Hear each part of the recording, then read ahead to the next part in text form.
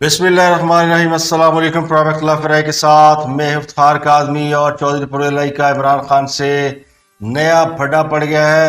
अदालत में इस बात का इंकशाफ हुआ था कि पंजाब में इमरान खान पर होने वाले हमले की FIR की राह में सबसे बड़ी रुकावट परवेज़ इलाही है, जबकि परवेज़ इलाही इमरान खान को बावर करा रहे थे कि उनके खिलाफ इदारे FIR दर्ज नहीं होने दे रहे। लेकिन सुप्रीम कोर्ट के अंदर जब IG पंजाब बदरिया वीडियो लिंक पेश हुए तो उन्होंने इस बात का इंकशाफ किया था कि उनके खिलाफ FIR यानी इमरान खान के मुकदमे की FIR दर्ज करने की राह में रुकावट परवेज़ इलाही है और अभी तक वज़ीर आला पंजाब ने उन्हें रोक रखा है FIR दर्ज करने से।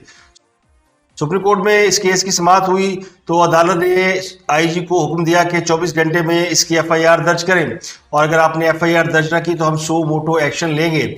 लेकिन उससे पहले अदालत ने IG से ये सवाल पूछा कि आप इमरान खान के हमले की FIR क्यों नहीं काट रहे।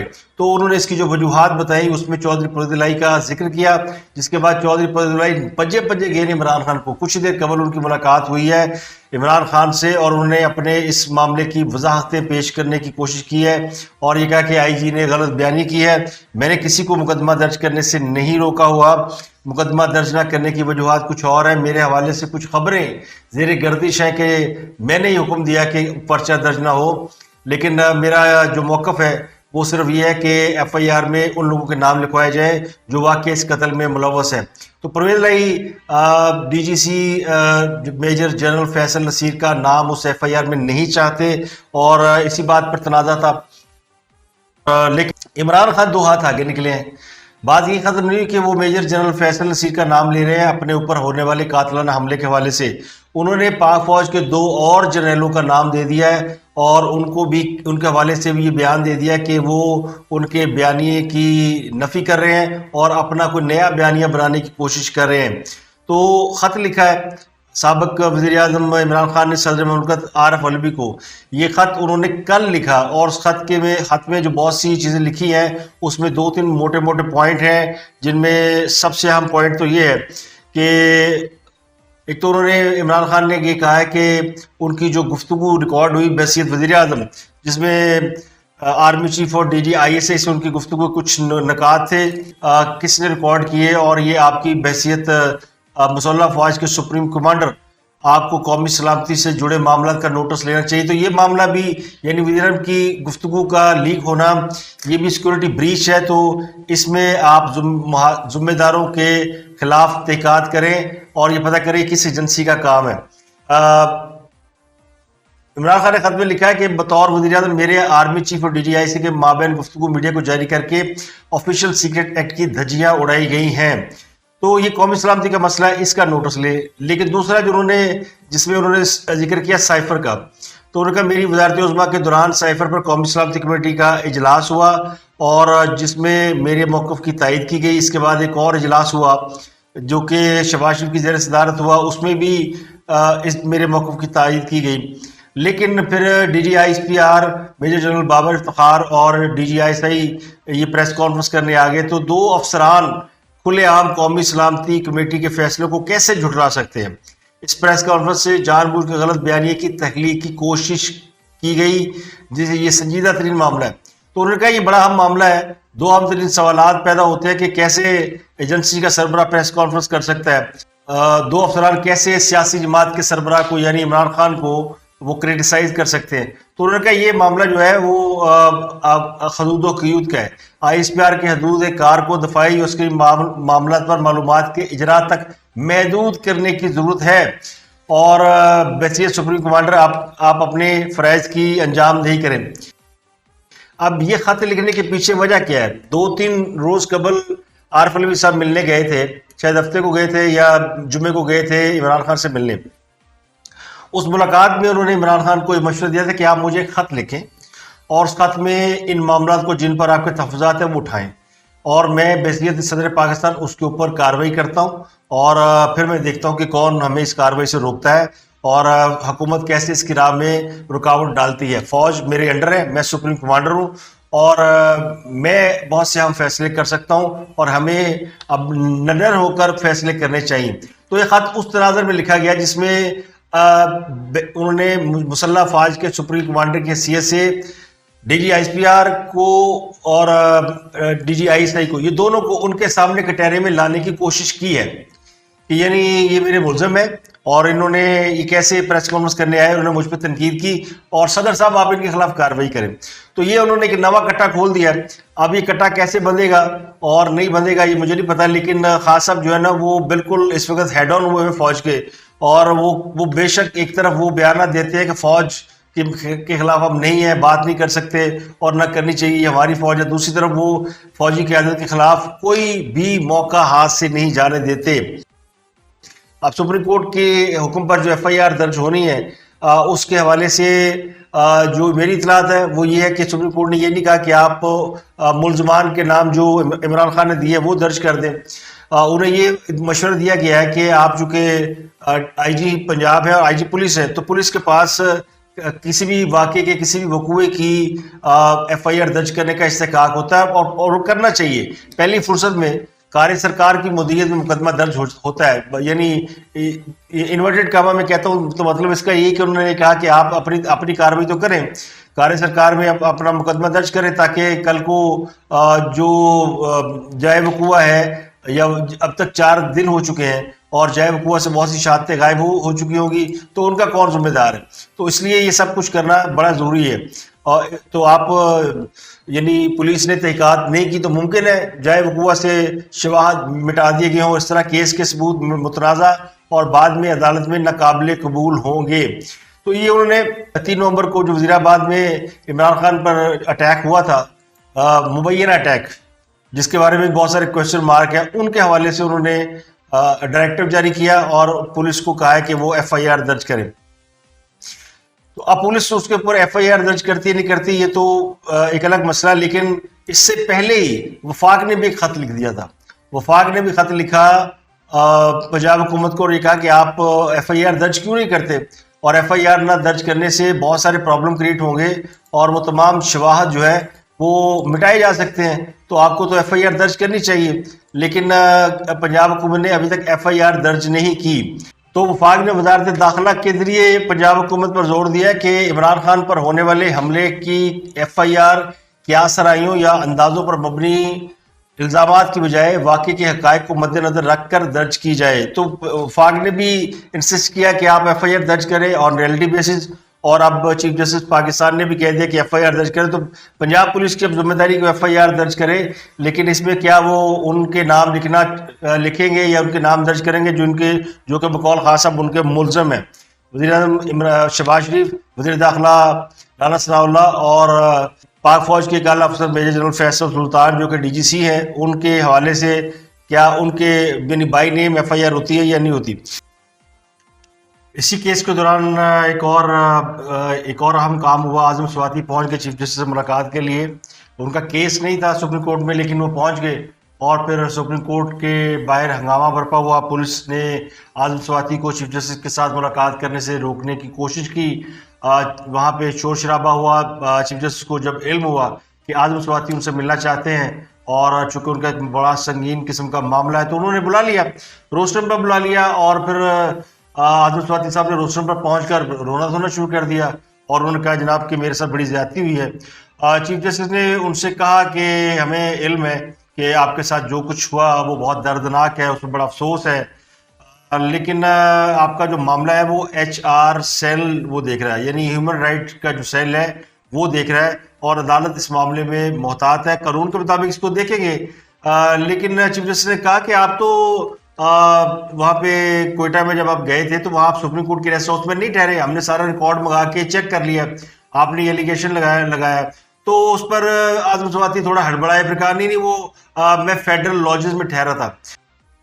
हालांकि इससे पहले अपनी प्रेस कॉन्फ्रेंस में वाज़ह तौर पर उन्होंने ये इल्ज़ाम लगाया था कि वो सुप्रीम कोर्ट के उस लॉज में ठहरते थे जहाँ पे साबिक जज ठहरते हैं, और उन्होंने इसका इल्ज़ाम सेनेट के चेयरमैन सादिक संजरानी पे लगाया था कि उन्होंने उनको ठहराया था। और ये वाकया बताते हैं जब सेनेट के इलेक्शन हो रहे थे तो उन्होंने सादिक संजरानी को जो एक्यूज़ किया और उसके बाद ये कोशिश की कि जजों को भी एक्यूज़ किया जाए और ये प्ली इख्तियार की जाए कि जज भी जिस फेडरल लॉजेस में ठहरते हैं या जुडिशल लॉजेस में ठहरते हैं, वहां पर गंदी वीडियो बनाई जाती है। तो इस पर सुप्रीम कोर्ट ने खासा इन्वेस्टिगेट किया और उन्होंने फिर उनसे पूछा, तो आज वो बयान बदल गए। आज उन्होंने कहा जी मैं फेडरल लॉजेस में ठहरा हुआ था।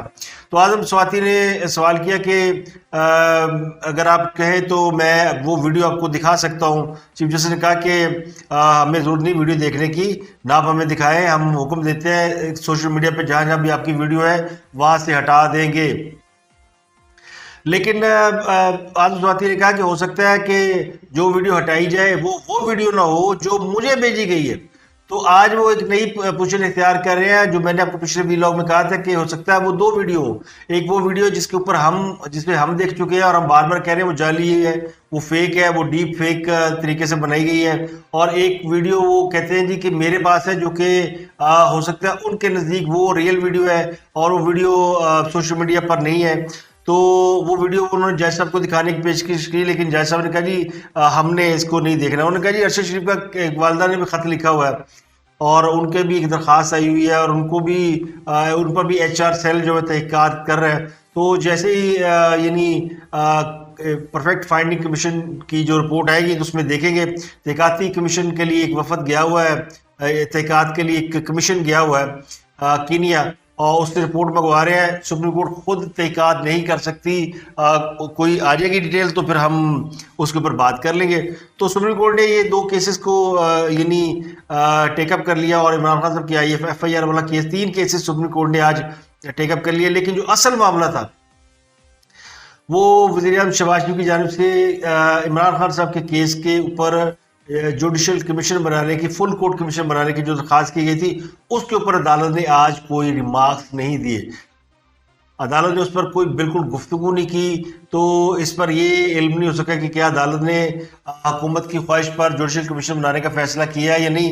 एक्सपेक्टेशन थी कि आज इस पर सुप्रीम कोर्ट में गुफ्तगू होगी या चीफ जस्टिस को इसके ऊपर कोई कमीशन तश्कील देंगे, लेकिन इमरान खान साहब ने इसके ऊपर रद्द-ए-अमल दे दिया है। लेकिन जुडिशल जो आपका 3 नुकनी बेंच है या चीफ जस्टिस है, उन्होंने इसके ऊपर कोई रद्द-ए-अमल नहीं दिया। एक और बड़ा अहम इंकशाफ हुआ है सादी दहशतगर्दी की अदालत में, जब बाबर अवान ने अदालत में ये बयान देकर लोगों को हैरान कर दिया कि इमरान खान को जो गोली लगी है वो AK-47 है। AK-47 बड़ा जदीद किस्म का हथियार है और उसकी गोली खासी लंबी होती है। और जो मुलज़िम के पास जिसने अटैक किया था खास तौर पे मुबैना तौर पे, उसके पास जो रिवॉल्वर था वो 9mm का था आई थिंक। और उसके वाले से आज काफ़ी अदालत के अंदर गुफ्तगू हुई और अदालत ने पूछा, बल्कि इंसादी दहशतगर्दी कोर्ट ने बाबर अवान से पूछा कि ये कैसी गोली है जो टांगों में लगी और मतलब लगी भी नहीं और उसका पता भी नहीं चल रहा वो कहाँ लगी है। और फिर वो उन्होंने कहा जी AK-47 है और मौला ना मारे तो मौला नहीं मरता।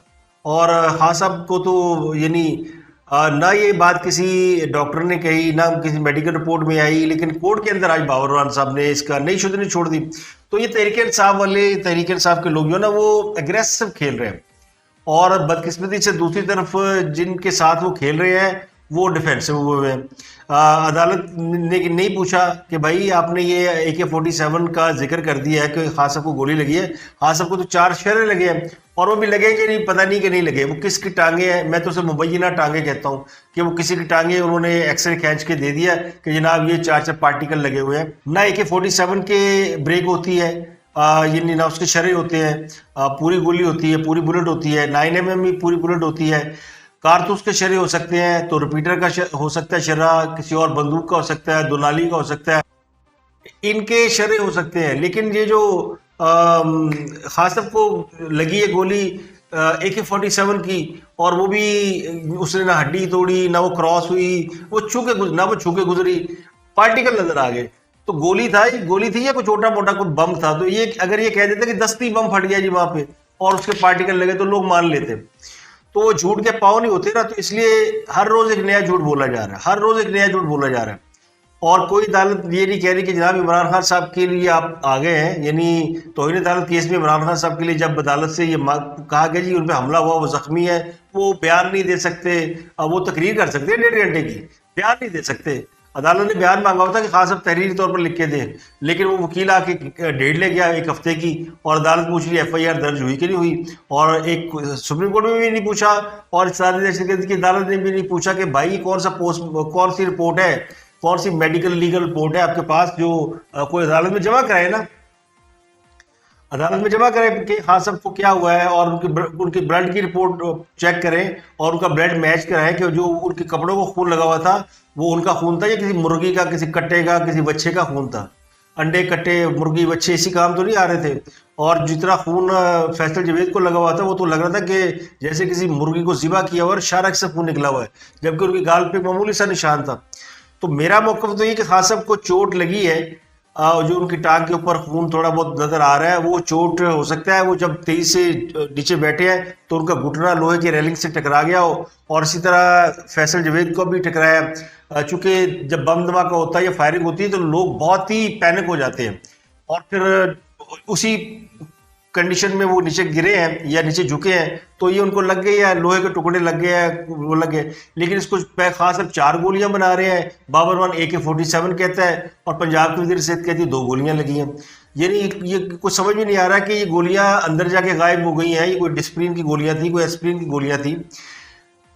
सबने देखा है कि फायरिंग हुई है, वहां पे फायरिंग सही है गलत है, खास सबको गोलियां नहीं लगी, जो क्योंकि नीचे से खड़ा शख्स जिसने खास सबको फायरिंग करने की कोशिश की, मारने की कोशिश की, उसका तो हाथ उस लड़के ने पकड़ लिया इब्तिसाम ने, उमर सुबह तो नाकाम हो गया। खान साहब की गाड़ी के आगे, गाड़ी के ऊपर जो गार्ड खड़ा है वो फायर कर रहा है, वो गार्ड कौन है, किसका गार्ड है, उसने फायर कहाँ किया, क्या उसको ये हदायत थी कि तुमने पाँव में गोली मारनी है, या उसको कहा था कि तुम एक रिपीटर का फायर मारना, उसके जो शर्रे उड़ेंगे, हम सब जख्मी हो जाएंगे, टांगों में लग जाएंगे, तो टांगों में कोई इस किस्म के शर्रे लगना बर्न नहीं होता है, ज़्यादा से ज़्यादा कोई एक आध शर्रा अंदर चला जाता है तो वो बाहर भी आ जाता है, हड्डी नहीं टूटती, तो सब बाद में निकल जाएगा सारा कुछ। तो ये प्लान हो सकता है, लेकिन किसी अदालत ने उनसे नहीं पूछा और वो AK-47 की कहानी सुना कर चले गए।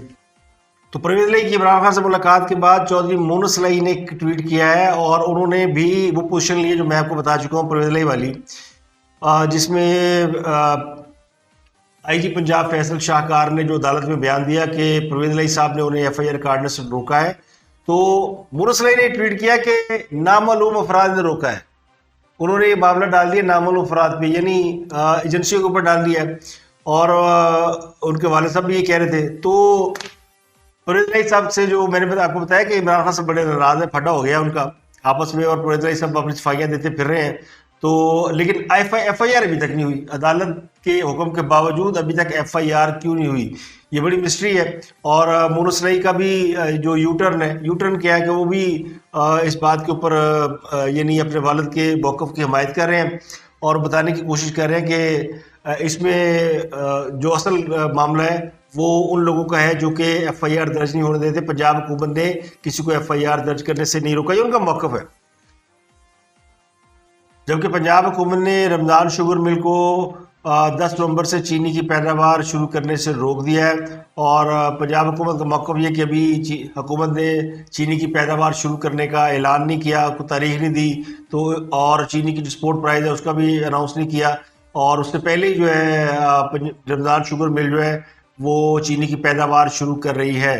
तो ये शुगर मिल सलमान शहबाज की मिल्कियत है, तो जिस पर सलमान शहबाज ने भी बयान दिया कि पंजाब हुकूमत उन्हें धमका रही है, ब्लैकमेल कर रही है। सितंबर में गन्ने की स्पोर्ट्स पॉलिसी का ऐलान कर देना चाहिए था, लेकिन हुकूमत ने नहीं किया। हुकूमत चीनी बरामद करने की इजाज़त चाहती है, और परवेज इलाही और खुसरो मुख्तियार इन दोनों की भी चीनी की मिले हैं, और ये दोनों भी चीनी को स्टॉक करके बाहर बेच के या स्टॉक करके यहाँ महंगा बेचना चाहते हैं। तो ये मौक़िफ़ है सलमान शहबाज का, और कहते हैं कि आवाम को सस्ती चीनी मुहैया करने के लिए ज़रूरी है कि चीनी की पैदावार अभी से शुरू कर दी जाए, और अगर ये अभी से पैदावार शुरू नहीं कर रहे और उसको स्टॉक करना चाहते हैं तो इसका मतलब है कि एक बार चीनी का जो कार्टेल है वो एक बार फिर आवाम को जो है वो महंगी चीनी बेचकर माल कमाना चाहता है। वैसे इमरान खान साहब के दौर से इंज ही होता है, पिछली दफ़ा भी चीनी बेच के लोगों ने अरबों रुपये कमा लिए थे, और अब भी चीनी में जो है वो उसके ऊपर लोगों ने नज़रें गाड़ी हुई है।